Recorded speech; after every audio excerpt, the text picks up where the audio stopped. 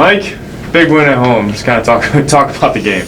Yeah, so, another, exciting game. It kind of reminded me of the Bowling Green game when, we were down and we just never quit. We kept fighting. That's the most impressive thing I feel happened in the game today. We just showed toughness and showed that, we came together at the right moment and, we got the win, so I'm very excited. And then when they made that 15-0 run, it seemed like you guys were really on your heels in the second half.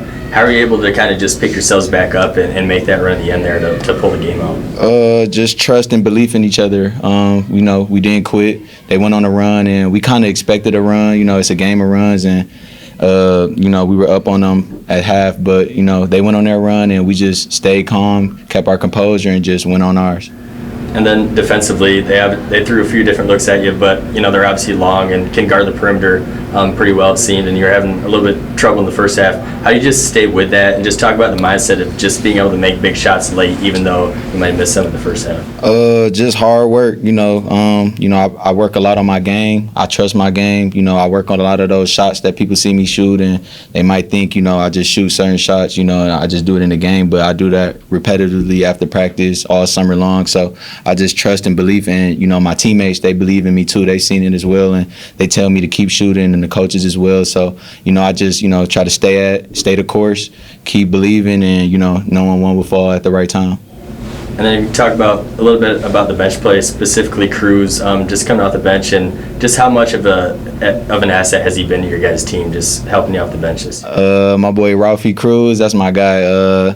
He came off the bench and played excellent today. He came in, instant offense, ran the team, made some good passes, made some tough shots, tough left-hand layups. He did it all today, and without him, without the rest of the bench, we would not have been able to pull this game out. They picked us up, even though they might not have scored a lot when they came in. They gave us that defensive energy we needed because, honestly, tonight, this is one of the worst defensive performances I put on tonight, So I'm glad that our team picked me up at the right moment, and we picked each other up, and we got the W.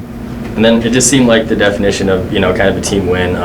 You hold them 439 without a field goal, and just everyone getting contributions. Just talk about how that can lift you guys going forward and getting a win like that. Energy, it's always energy. I feel like, when they came off the bench, they just brought that spark that we needed. Will hit a three. We won by 2 points, I believe, or whatever. So every shot mattered. Every little thing mattered that they brought to the floor. Even if they didn't score a lot of points, what they did for us was extremely positive for us tonight, and which helped us get the W. You had the 2 big free throws there to put us up 3 or whatever. But just what is your calming factor when you do go to the free throw line? I just trying to, blank out the noise and just, go back to hard work. I put up a lot of free throws on my free time, after practice, before practice, in the summer. So, I just kind of believe, confidence, I've done this 1,000 times. So I just got to go over here and just make another one. So. I hate to bring up last year, but last year we won 8 games. This year we have 9. Right. What have you learned from last year that you can take now, that you have taken into this year? Last year was extremely, we learned a lot from last year. We learned how to lose before we could win, and I believe last year would be very good for what we're going to do in this year. And it was tough though to lose that many games, but that just helped us work even harder for this year, and we know how it feels to lose that many games, and we're going to keep fighting to never let that happen again. And then if you just kind of talk about the adversity you guys have fought through this year. Early in the season, you had kind of a similar losing streak. Now you had a 3-game losing streak going into this one, but you guys had played pretty good basketball in those games at stretches. So you can just talk about the resiliency the team has showed throughout the course of the year. We're a very resilient team. I feel like, even when we might go on a 3-game losing streak, but we never, lose sight of who we are and Bronco basketball, and, the environment might change and we might go to a different place, a different arena, but, we just try to play Bronco basketball at every time. And if we do lose, it's just like Coach Hawk say, next possession, next game, another opportunity to get another win. And we can't mourn on the last game. We just got to focus on what's ahead of us and, get the W. Just the opening statement about tonight's win? Yeah, it was a big win for us. We felt we were disappointed. The game stung the other night. The Bowling Green game stung because we felt like it was a winnable game and came up 3 points short against a team that was picked to win the league. And so to have these two teams, Kent State and Bowling Green, in back-to-back, was a big week for us. And so to get this win and at least get the split here at home, you would have hated to fall in that hole, that 1-4 hole. And so a lot of basketball left in the season, but beating a team like Kent State, they're going to win a lot of ball games. They're 13-4, I think, coming in, and so that's when you pick up a win like that. Doesn't matter where it's at, but when you pick up a win like that, it's not just picking up one on them, but they're going to beat some other teams down the road. So it's kind of like picking up one on them also. So big win for us. You talk about Cruz. He is hitting some big threes. Got the huge steal. Talk about the energy he gave you. Yeah, I mean, Ralphie's just a tough kid. He's an energy guy and mentally tough. Isn't always where he's supposed to be. He's learning his way through that. But he's a tough-minded, and he loves the games. He's a real competitor, and so that is it's something we needed tonight, and he made some good passes. Defensively, he was really solid on their guards, and that was what we were struggling with in the second half. First half, we guarded him well. Second half, we didn't guard him well. They shot 50%, and a lot of that was early, but we got some key stops. Ralphie was at the beginning of a lot of that. B.R.S. White, when he was in the game, obviously got in foul trouble, but he's playing well on both ends of the floor. And then the second half, saw him go to the bike there. Is it still a hip flexor issue that he's dealing with there? Yeah, I mean, he can go, but every once in a while it probably flares up on him a little bit, one of the things we were struggling with was rebounding the ball. And I don't mean tonight. I mean coming into this game, we changed some of our defensive stuff over the last couple of days, and we did a lot less switching on the perimeter, and that allowed us to keep our bigs. That allowed us to keep our bigs on their bigs and our guards on their guards. And I think that's one of the reasons you saw, Titus have 11 rebounds tonight. He wasn't out on the perimeter as much, but we were still struggling to rebound the ball. So we had some more size in there, and B-Artist has to go to the bike, has to keep it going and keep it warm. But at the same time, it wasn't as much that as it was we got to rebound the ball. Ralphie gave us a little bit more size, when we have Ralph and Mike and Jason in the game at the same time. It was working for us. And then if you can just talk about their 15-0 run in the second half. What did you see during that run, and then how were you guys able to dig out of that and find a way to ultimately win the game in the end there? Well, we just fell asleep. Our first, the thing that I've questioned all along with these guys and challenged them with is this group is so much fun to coach, and can be so maddening at the same time in a very fun way. But it's such a connected group, and they love each other, and so it's great to walk into the locker room, get on the buses, but we don't always know when to be silly and when to be serious, we did not handle. If we look back at games this year, the games in which we've been up at half or we've had a good first half, the first 4 minutes of the second half have not been particularly good to us. The games where we've been down at the beginning or at halftime, the first 4 minutes we've come out and swung away. We've been pretty good at them, and it happened again to us tonight. We had a 5-point lead at half. We finished the second half on a 10-0 run, the first half on a 10-0 run, and then at the beginning of the second half, we came out and they took it to us. And we just could not really, and we went scoreless too during that stretch. We couldn't get it offensively going or defensively going. I was really proud. One of the parts of the game that I think that not a lot of folks will notice, but I thought was huge, was when we did go to the bench there was a group in there that did not score a lot, but they brought us a lot more energy, and they made Kent work for a lot of things. And we had guys sitting on the bench. We ended up going down 10 eventually, but that first group got us down about 6, 7, 8.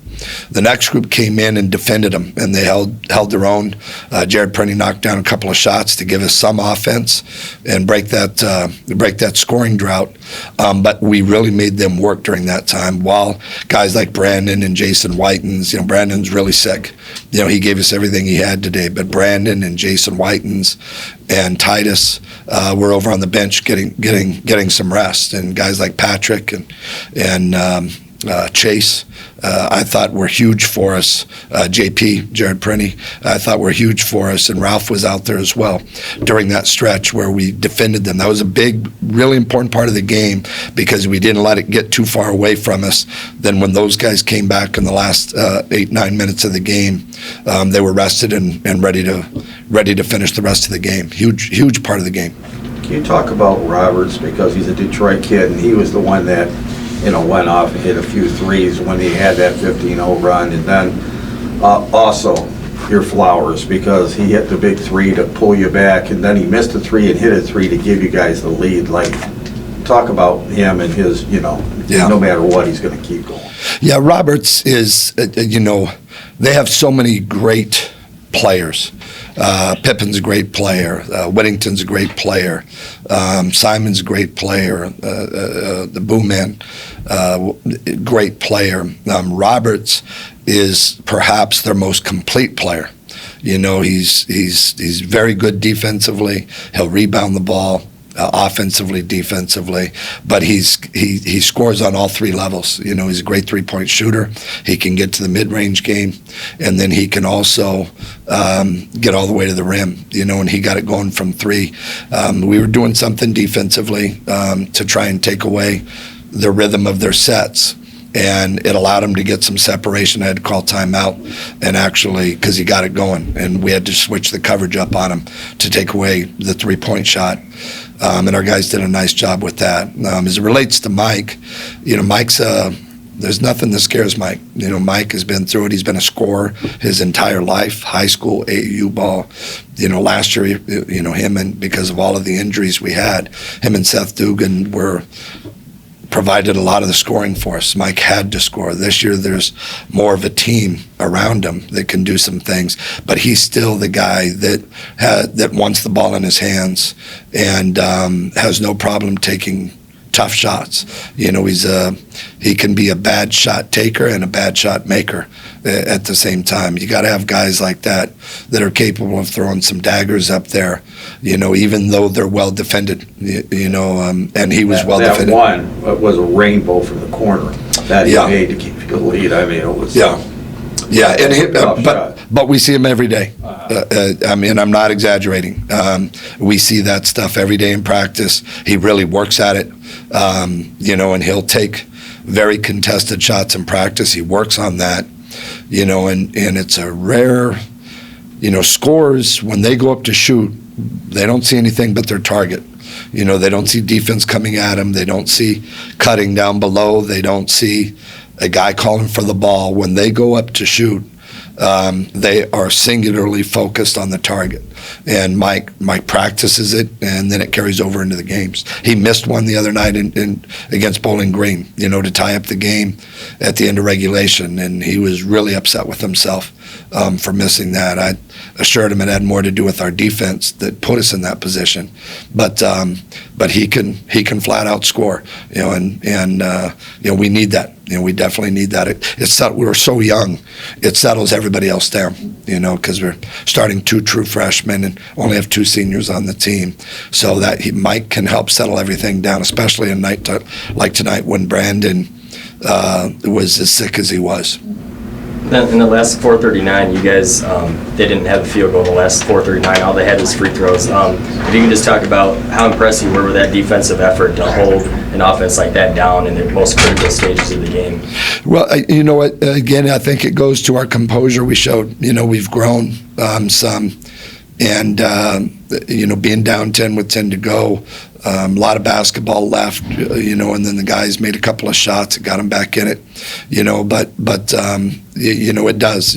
I think it speaks to some of the lessons we've had to learn the hard way in the early part of the season, and these guys, just kind of grinded it out. As I said, we were able to get them some rest, and there was some very productive minutes from the bench that went on during that time, and it allows these guys to be pretty fresh to finish the game and dig in defensively. As soon as we got our focus back defensively and took it a little more personal, and we made some plays away from the ball, things got a lot better for us, and we were able to not only take the lead but then put it away at the free throw line. And then what can a win like this mean for your team going forward, especially being off a 3-game losing streak and just having this type of an emotional win against a good team? Well, I mean, I think that as much as anything else, the guys need to understand, and they prove to themselves that they can this week, that they're as good as anybody. There's very little difference in this league. We're as bad as anybody when we play bad. We're as good as anybody when we play well. And we have to understand that, and we got to continue to strive for consistency. We're still wildly inconsistent with our concentration at times. Every once in a while, we try and take an easy route, take some possessions off, and in this league, it'll kill you. And so, I mean, the 3 losses we had, really good teams. Akron at Akron, and Toledo at Toledo. A tough place to play. We played well. We didn't shoot it well, and then Bowling Green here at home. And so, and then we got Kent State, and like I said, they're off the charts talent-wise. That's a really, really good basketball team. So, I think that as much as anything else, the message going forward is we can be as good as anybody else. We can also be as bad as anybody else. We have to play a certain brand of basketball. It's Bronco basketball. If we don't do it, we're not gonna like the result. If we do it, we can live with any result.